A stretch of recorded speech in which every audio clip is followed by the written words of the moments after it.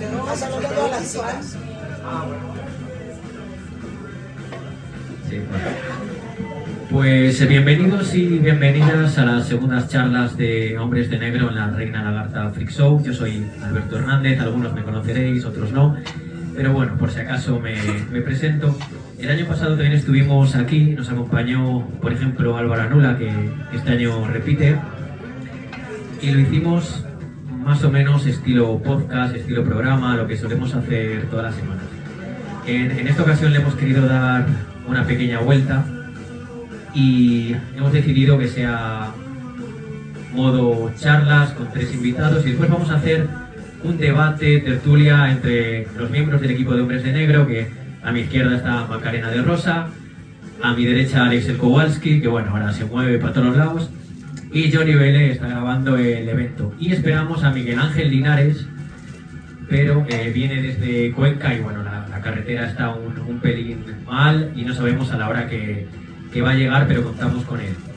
Después de cada charla va a haber un sorteo, vamos a sortear libros, vamos a sortear camisetas y después del debate tertulia, en el que espero que todos y todas intervengáis, pues también haremos un sorteo.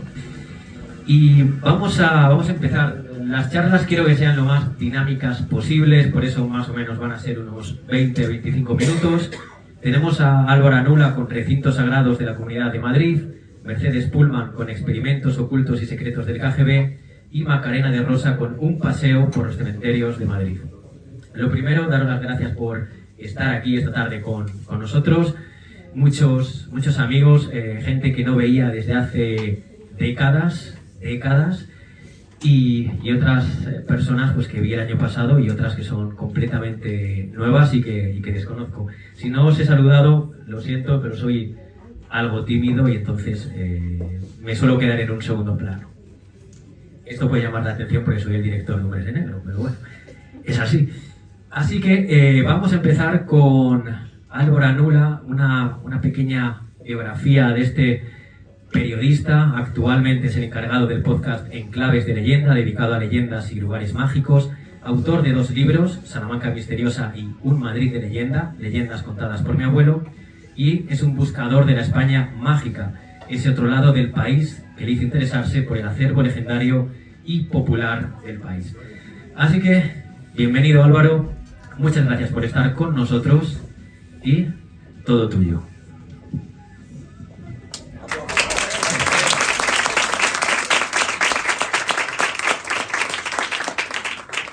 Bueno, en primer lugar, dar las gracias tanto a Hombres de Negro, ¿no? Un podcast que además conozco y sigo desde el primer momento, ¿no? Es un podcast de esos que hay que escuchar porque merece mucho la pena, ¿no? Y también, como no, pues hablar y dar las gracias, mostrar ese agradecimiento a Reina Lagarta, ¿no? Por habernos permitido hoy estar aquí, ¿no?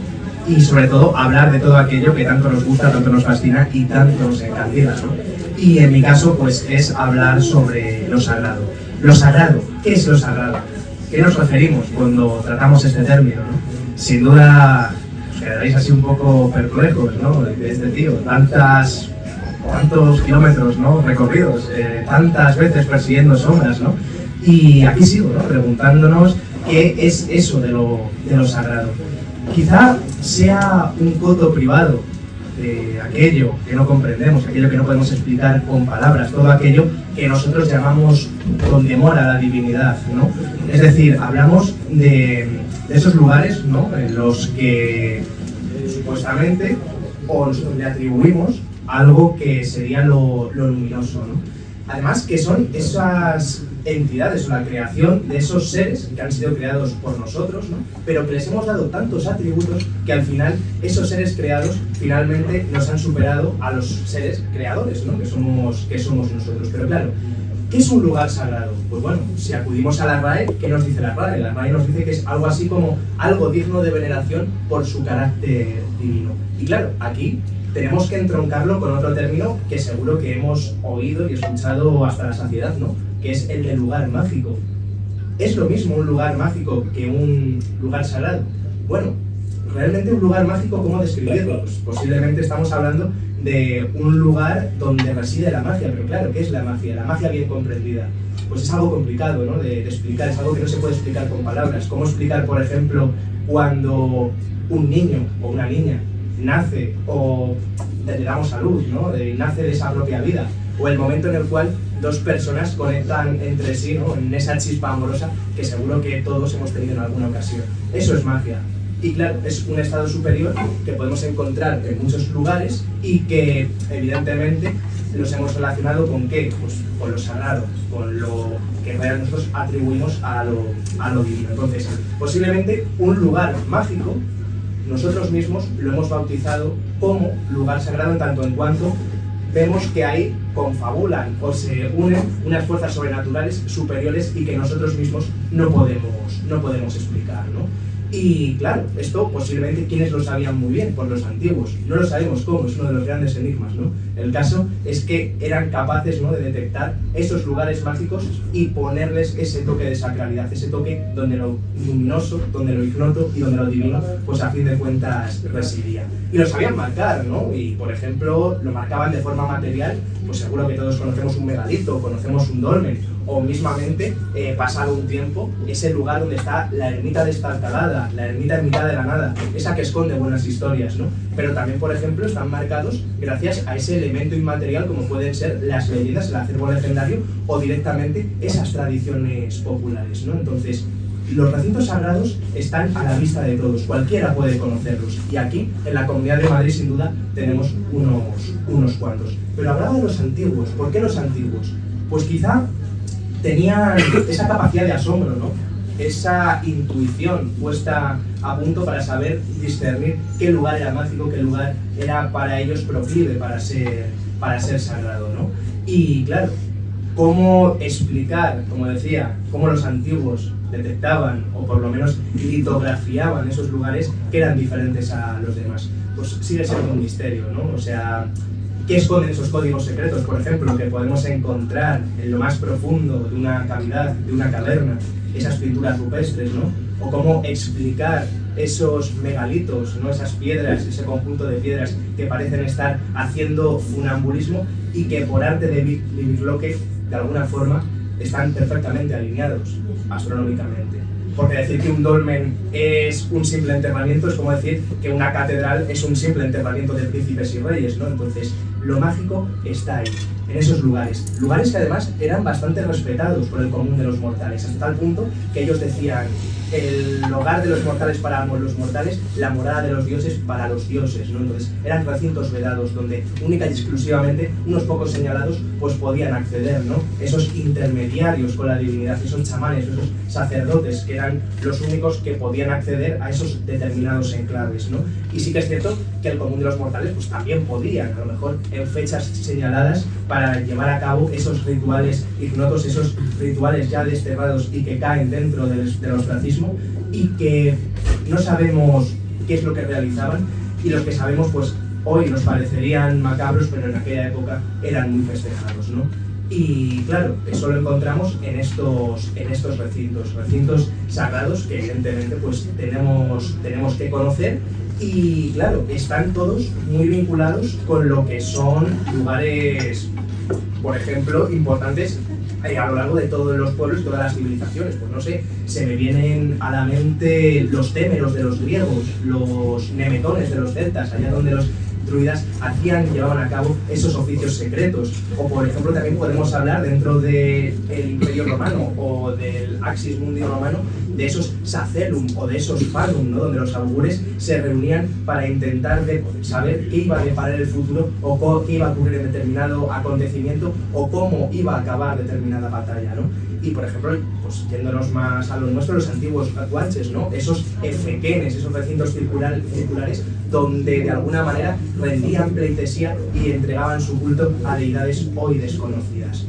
Pero aquí tenemos también que diferenciar estos entornos con los entornos naturales. Por ejemplo, las cuevas, ¿no? Las cuevas, esos angostos túneles que de alguna manera conectan con el útero de la Madre Tierra. Un útero de la Madre Tierra, como bien hemos comentado antes, que escondían esas pinturas rupestres más importantes en lo profundo, como cual Sancta Sanctorum, que debe protegerse. Y pues tenemos aquí, por ejemplo, la Cueva del Rederillo, que seguro que alguno ha podido entrar hasta que la verdadera condición humana pues hizo mella en ella. Pero también podemos hablar, por ejemplo, de los montes y montañas, esas antenas que comunican las fuerzas terrestres con las fuerzas celestes, ¿no? Con esos dioses celestes, con los dioses hectónicos, ¿no? Con los dioses de la tierra. Y aquí, por ejemplo, pues se me viene a la mente el Cerro Almodóvar, que está entre Vicálvaro y Vallecas, o el famoso Monte Avantos, ¿no? Donde lo sagrado, quién sabe si estuvo presente y todavía pues ese halo mágico sigue bulliendo a borbotones por estos lugares. Y qué decir, por ejemplo, también de los lugares acuáticos, esos lugares dualistas, por ejemplo. ¿Por qué? Porque el agua es vida, pero ¿el agua de dónde viene? Pues sin duda viene de los subterráneos, del manantial, aquellos lugares que siempre hemos vinculado con el inframundo, allá donde residiría el infierno, según las diferentes culturas, ¿no? Pero, y esto, por ejemplo, lo podemos encontrar en muchas leyendas. Seguro que muchos habéis escuchado historias de la típica serpiente monstruosa que habita en un determinado lago, o la criatura femenina que reside y mora en una fuente o en un arroyo, ¿no? Pues eso también lo podemos encontrar aquí en Madrid. O los bosques, ¿no? Ese alma viviente donde todo puede ser posible, ¿no? Esos lugares de frontera iliminables. Y bosques mágicos, aquí los ha habido, ¿no? Si no, solo hay que irse al bosque de la Herrería o, por ejemplo, al bosque de la Chapinería y ya comentadme qué es lo que sentís allí. Pero me gustaría comenzar mi recorrido por esos recintos sagrados de la Comunidad de Madrid, por un lugar que encontramos a las afueras de Alcalá de Henares, ¿vale? De hecho, se puede ver en el margen derecho de la carretera cuando vamos a la ciudad alcalaína. Y es un lugar que a día de hoy se le conoce como el Cerro de San Juan del Viso. Pero ¿sabéis qué otro nombre tiene? Pues el otro nombre que tiene es Monte Zulema. Monte Zulema. ¿De dónde viene Monte Zulema? Pues Monte Zulema viene de Monte Suleimán. Y Monte Suleimán viene de Monte Salomón. Caray, Monte Salomón, qué nombre más curioso. Pero lo que no sabemos es que le llaman así porque entronca directamente con uno de los grandes enigmas históricos, uno de los grandes episodios nublados por el misterio que podemos encontrar en nuestro país, que tiene que ver nada más y nada menos que con un objeto de poder que no es otro que la Mesa de Salomón. Seguro que habéis oído hablar, ¿no?, de la mesa de Salomón. ¿Qué es la Mesa de Salomón? Pues bueno, existen muchas variantes, existen muchas vertientes, todo esto daría para una conferencia entera, ¿no? ¿Qué puedo contar de la Mesa de Salomón? Pues era un objeto, una mesa, como su propio nombre indica, que perteneció al rey Salomón, como su propio nombre indica también, y que aparte de tener joyas, piedras engarzadas, ser un auténtico tesoro, lo que destacaría de ella sería la parte superior. En la parte superior habría una especie de espejo, tabla del espejo, ¿no? Y dice la leyenda que en ella se reflejaría de forma inexplicable, de forma mágica, el verdadero conocimiento universal, ¿no? Incluso el verdadero nombre de Dios, lo que los judíos llamaban la Shem Semaforash, ¿no? Y decía que que quien la tuviera en su poder podría alcanzar ese conocimiento universal. Y claro, el conocimiento que da control sobre las cosas. ¿Dónde podríamos encontrar esta Mesa de Salomón? Pues bueno, existen muchas variantes, pero la más extendida y la más divulgada es la que nos sitúa en Toledo, en esa cueva de Hércules que cualquiera puede visitar, es gratis, cualquiera puede descender a ella, o a la supuesta cueva de Hércules, porque no está muy claro que sea esa.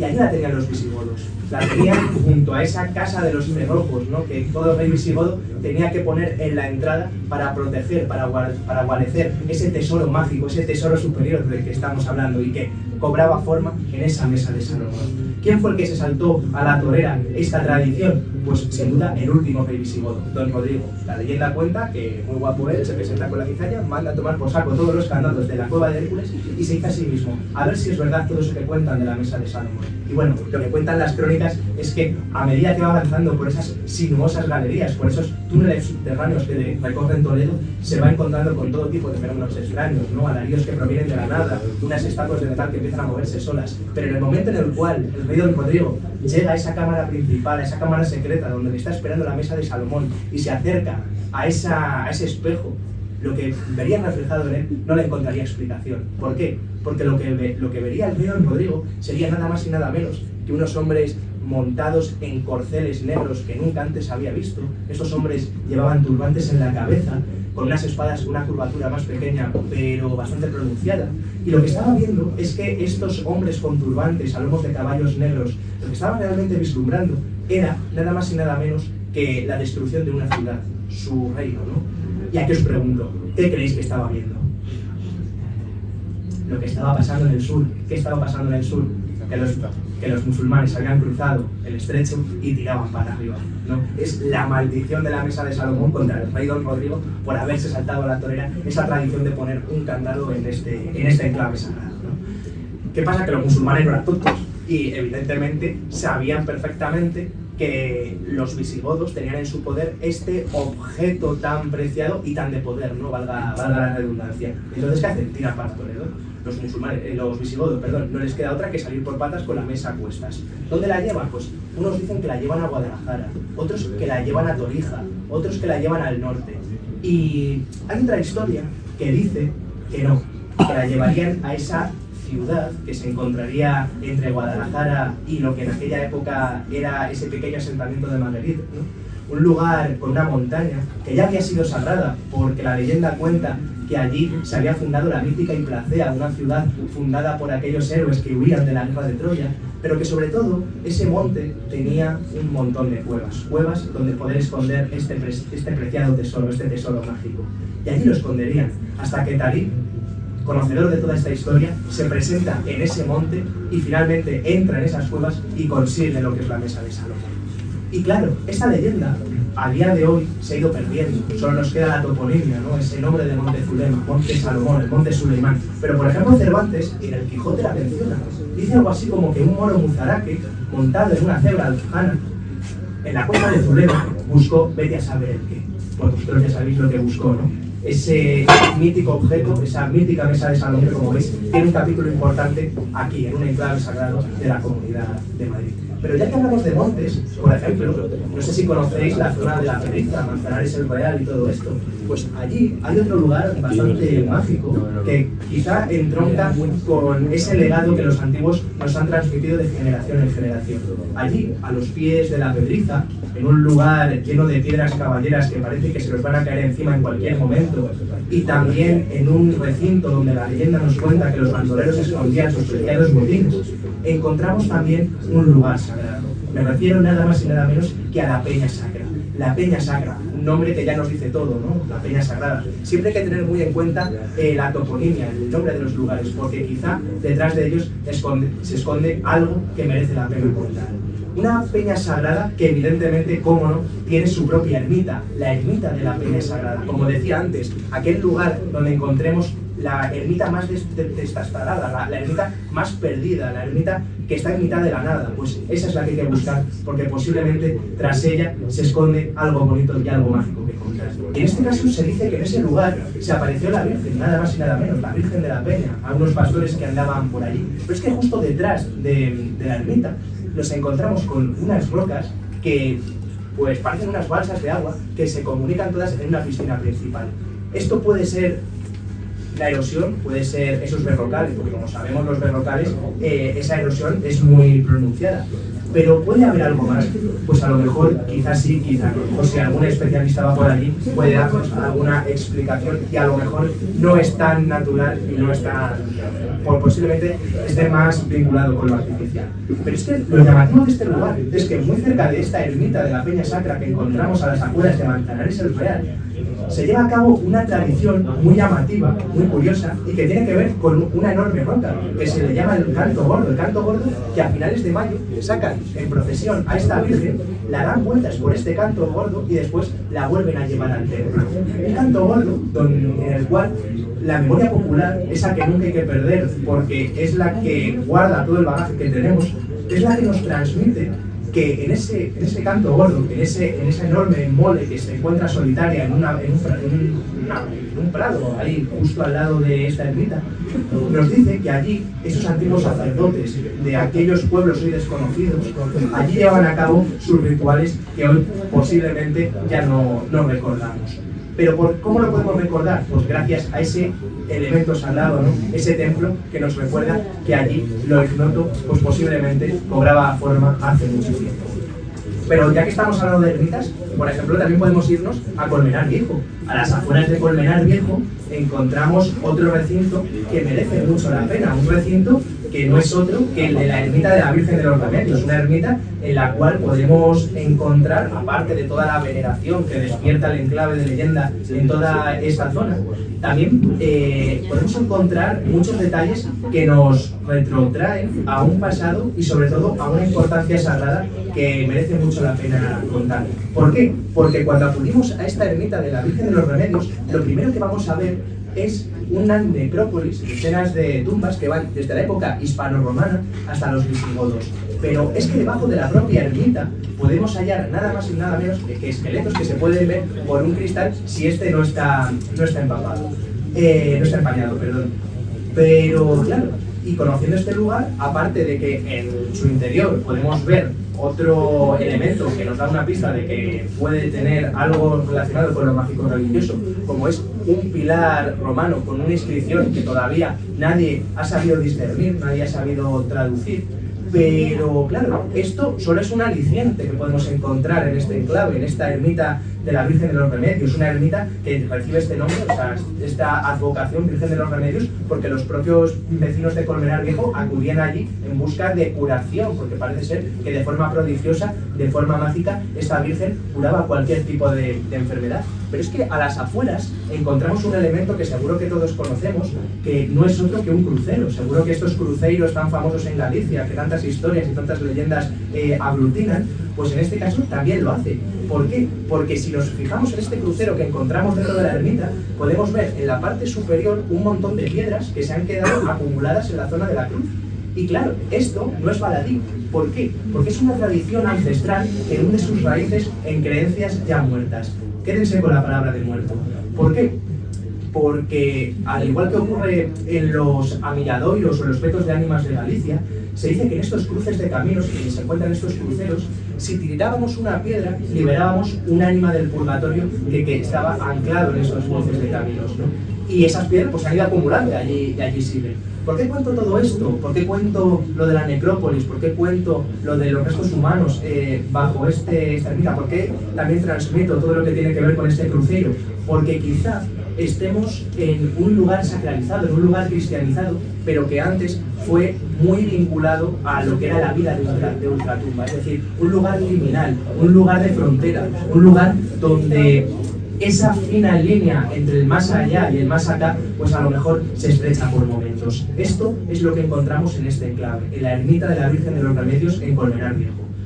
Pero otro lugar así que me llama mucho la atención, un auténtico recinto sagrado de la Comunidad de Madrid, es uno que tiene que ver con los megalitos. Siempre se nos ha dicho que aquí en Madrid no había megalitos, que no había dólmenes ni nada, algo que no es cierto. Por ejemplo, a las afueras de Collado Villalba encontrábamos, mejor dicho, un elemento que no tenía nada que envidiar, por ejemplo, a esos dólmenes que encontramos en Antequera, esos dólmenes también que podemos encontrar en el Parque Nacional, en el Parque Arqueológico, de Gorace, o directamente en el norte de la península, ¿no? Sin embargo, es un lugar que la verdadera condición humana, esa que de vez en cuando aparece y brota en nosotros, pues lo hizo desaparecer. Me refiero nada más y nada menos que al dolmen de Entre Ríos. Un dolmen que, sin duda, era, podemos decir, un mensaje, ¿no?, del pasado a nuestros días, para transmitir que lo sagrado estaba muy presente entre los antiguos. Pero la historia de este dolmen hay que viajar a 1934. En 1934, un villalbino estaba buscando piedras para hacer un cercado en una finca ganadera que había por la zona y se encontró un conjunto de rocas, un conjunto de piedras, pero al acercarse a ellas se dio cuenta de que había algo más. ¿Por qué? Porque debajo de esas piedras lo que encuentra es un montón de enseres, de oro, ajuares, restos de cerámica, vasijas, todo vinculado a algún individuo que antaño habría tenido bastante poder. Eso y una cámara con un corredor. Lo que había encontrado realmente, como no, era un dolmen que databa del Calcolítico, esto es 3.500 años antes del presente, o sea, bastante tiempo, ¿no? ¿Qué hizo este hombre? Evidentemente, cegado por la avaricia, cogió todos esos objetos que encontró, los vendió al mejor postor y todas esas rocas las destrozó. Y las pocas rocas que quedaban, ¿qué hicieron? Pues en la guerra civil se cogieron para hacer fortines, para hacer búnkeres y llevarlo a cabo, pues eso, en el frente de la Sierra de Guadarrama. Y sí que es cierto que el marqués de Loriana, uno de los grandes aficionados de esa protoarqueología que empezaba a cobrar forma en nuestro país, sí que es cierto que se esforzó y consiguió recuperar algunos objetos. Esos objetos son muy pocos. Objetos que, por ejemplo, a mí me costó un montón conseguir ver porque los tienen en un almacén súper polvoriento ahí en el Museo de San Isidro, que no los enseñan, y a mí me dio la sensación de era por eso, por vergüenza, ¿no? Por lo que había ocurrido con este lugar. Un lugar en el que hoy, por ejemplo, si vamos a Collado Villalba, a las afueras, un mojón solitario al lado de un vertedero nos dice que allí estuvo ese dolmen de Entretérminos, solo que le falta un cartel diciendo aquí lo que se cometió fue un auténtico atropello contra lo mágico, contra lo arqueológico, pero sobre todo contra lo sagrado, ¿no? Ese dolmen de Entretérminos que hay que ponerlo en solfa y hay que ponerlo en valor, porque aquí sí que hubo también dólmenes, ¿no? Un lugar que también entronca con las piedras sagradas, y ya que estamos hablando de piedras sagradas, podemos irnos a otro lugar. Estamos haciendo aquí un viaje, pues eso, sin pagar peajes, ¿no? Aquí en busca del conocimiento. Y este viaje nos lleva al extremo sur-oeste de la Comunidad de Madrid, Cenicientos. No sé si conocéis Cenicientos. Pues aquí a las afueras encontramos otro recinto sagrado que está esperando a que el más curioso y que tenga puestas las pilas de la capacidad de asombrarse, pues está esperando a que su secreto sea desvelado. Un secreto en forma de grabado en una roca, un grabado que no deja de ser un relieve en el que vemos a una misteriosa deidad que bajo ella tiene a dos personas haciendo una ofrenda de un bóvido a esta diosa ignota.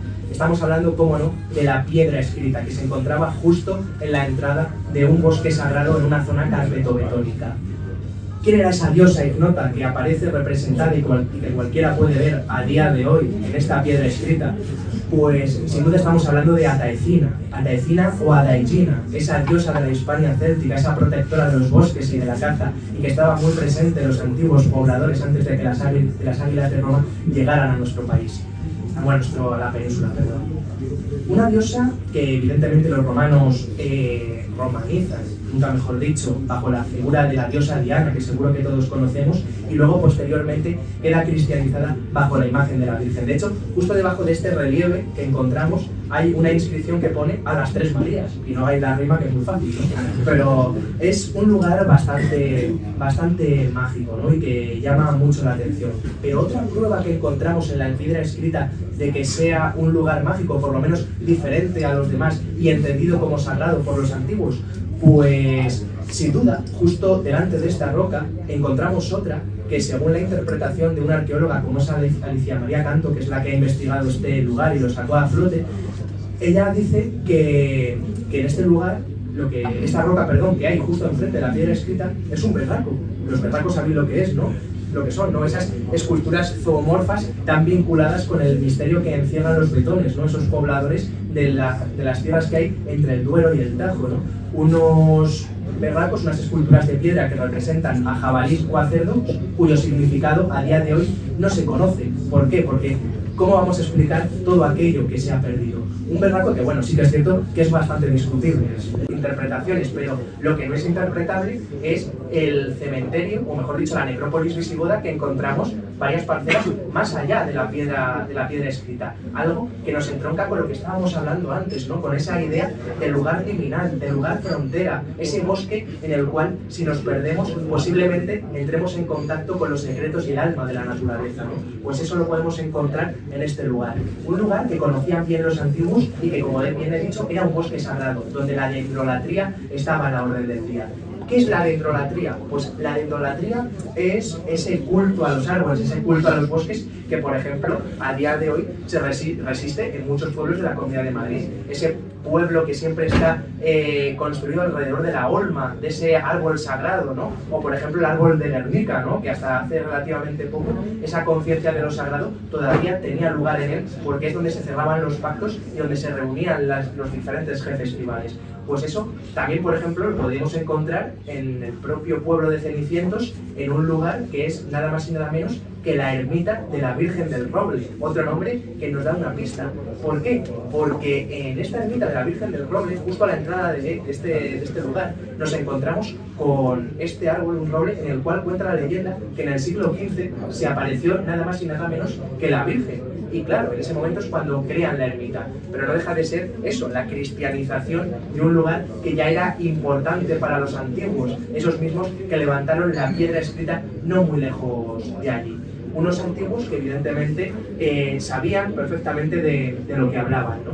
Y a día de hoy hablar, pues eso, ¿no? De ese toque mágico, de ese toque sagrado, pues quizá podemos decir, ese lado mágico y ese lado sagrado en nosotros está un poco atrofiado, pero posiblemente no desterrado del todo. ¿Por qué digo esto?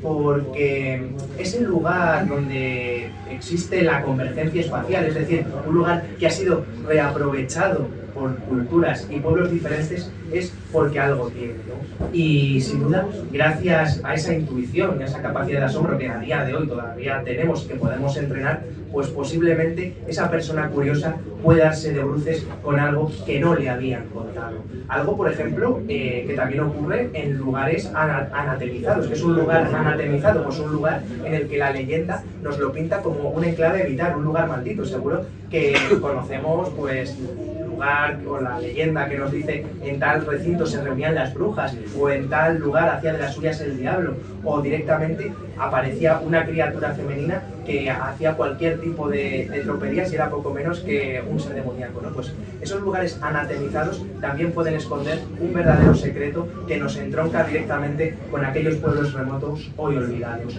Pero ¿por qué cuento todo esto? Porque quizá con esa capacidad de curiosidad, esa frase que decía Unamuno, por ejemplo, que la curiosidad es la bendita fuente del conocimiento, pues quizá ese conocimiento esté a la disposición de todos y podamos entroncar y podamos conocer esos lugares sagrados. Lugares sagrados que muchos de ellos los encontramos en fincas privadas, ¿no? Que es lo que estábamos comentando antes off the record. Por ejemplo, pues no sé cuántos lugares se han perdido porque no han sabido ser conservados o porque no hemos tenido el acceso que merecían. Se me vienen a la mente, por ejemplo, la silla de Felipe II. Todos conocemos la silla de Felipe II a las afueras de San Lorenzo del Escorial, en ese bosque sagrado de la Herrería. Silla de Felipe II, que por cierto ni era una silla ni jamás sentó sus posaderas Felipe II en ella, sino que posiblemente estamos hablando de un altar betón donde se llevaban a cabo esos rituales ignotos de los que hemos estado hablando y que hoy desconocemos, ¿no? Pues todos conocemos la silla de Felipe II, pero no conocemos el canto castrejón, que es igual o quizá menos estudiado, pero que no tenemos acceso a él básicamente porque pertenece o está en una finca cuya dueña es Esperanza Aguirre. Entonces allí no podemos entrar. Ya que estamos hablando de la silla de Felipe II, muy cerca encontramos la famosa pisada del diablo, una pisada del diablo que se encuentra a apenas 1 kilómetro de la silla de Felipe II, en ese bosque mágico de la Herrería, y que tampoco podemos entrar. La pisada del diablo, que bueno, es una oquedad en una gran mole de granito, que la leyenda nos cuenta que es un patadón que dio el diablo al no poder haber engatusado a una joven devota de la Virgen de Gracia, es una ermita que se encuentra también en la zona, y que presa de la rabia pues dejó su marca en este lugar. Virgen de Gracia que, por ejemplo, antes se sacaba en procesión y se rodeaba justo esa piedra donde está la pisada del diablo, o sea, algo muy llamativo.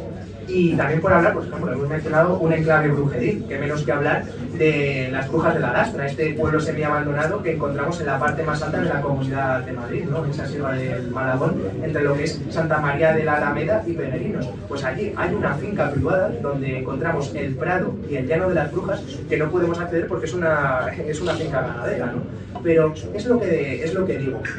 El lugar anatemizado también es una buena pista para ponernos sobre el rastro de estos lugares donde lo sagrado quizá todavía está presente. ¿Por qué digo esto? Porque si escarbamos bajo el manto de la leyenda y también si quitamos ese velo que cubre a determinados enclaves de leyenda, nos vamos a dar cuenta de que existe una realidad apabullante, la realidad de lo sagrado, la realidad de lo mágico, ¿no? Algo que posiblemente se ha ido perdiendo con el tiempo que se esconde en lugares donde lo sobrenatural huele a borbotones, y también recintos donde lo imposible a veces cobra forma, y como nos hemos dado cuenta, todo con paso de nosotros. Muchas gracias.